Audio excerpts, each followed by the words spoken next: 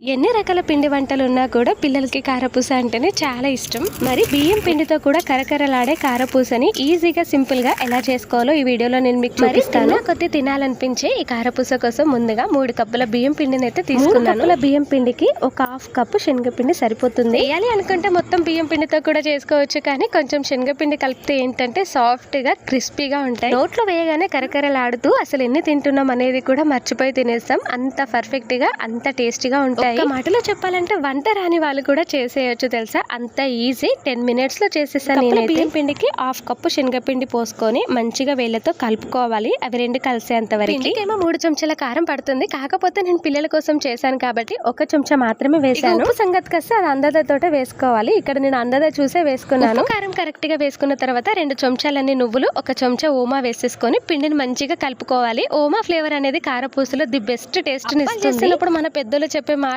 ఏంటంటే వేడి నీళ్లు పోసుకుంటే కారపూస కరకరలాడుతూ మంచిగా వస్తాయని చెప్పేసి అంటూ ఉంటారు కదా. నేను మాత్రం ఇక్కడ చల్లటి నీళ్ళే పోసుకుంటున్నాను. చల్లటి నీళ్ళు పోసుకున్నా కూడా కారపూస కరకరలాడుతూ కమ్మగా వచ్చేస్తుంది. కలుపుకుంటున్నప్పుడు వాటర్ అనేవి కొంచెం కొంచెంగా పోసి కలుపుకోవాలి, లేకపోతే పిండి మొత్తం లూజ్ అయిపోతుంది. కారపూస పిండి అనేది ఎప్పుడు గట్టిగానే ఉండాలి. మెత్తగా ఉంటే నూనె అనేది బాగా పీల్చుకుంటుంది, అలాగే తొందర మెత్తగా అయిపోతుంది. గట్టిగా కలుపుకోవడం వల్ల కారపూస అసలుకే మెత్తగా కాదు, నూనె కూడా చాలా తక్కువగా పీలుస్తుంది, క్రిస్పీగా టేస్టీగా ఉంటాయి. సంటలకి ఎట్లా అంటే పిండి గట్టిగా ఉంది అనుకోండి, కారపూస ఒత్తుతున్నప్పుడు చేతులు భలే నొప్పి వస్తాయి చెప్పి మెత్తగా చేసామనుకోండి కారపూస మొత్తం పాడైపోతుంది. అందుకే ఇక్కడ నేను చూపిస్తున్న విధంగా పిండిని కలుపుకుంటే సరిపోతుంది. ఇప్పుడు కారపూస గొట్టంలో పిండిని ముద్దలాగా చేసుకొని అందులో వేసి గరిట మీద ఇక్కడ నేను చూపిస్తున్న విధంగా పోసుకోవాలి సర్కిల్ షేప్ లో. అక్క నువ్వు భలే పోసావు, కానీ ఫస్ట్ టైం చేసే మాలాంటి వాళ్ళకి ఇంత పర్ఫెక్ట్ గా వస్తుందా అని చెప్పేసి కొంతమంది అనుకున్నారు. పిండిని పెట్టేసి సర్కిల్ షేప్ లో మీరు ఒత్తుతో సరిపోతుంది, అదే డిజైన్ గా పడిపోతుంది. కొత్తగా చేసే వాళ్ళకి షేప్ కొంచెం అటు ఇటు అయినా కూడా టేస్ట్ లో మాత్రం డోకా లేదు. సూపర్ డూపర్ గా హిట్ అవ్వాల్సిందే, ఇంట్లో అందరు మెచ్చుకోవాల్సిందే. మంచిగా ఉంటది కారపూస.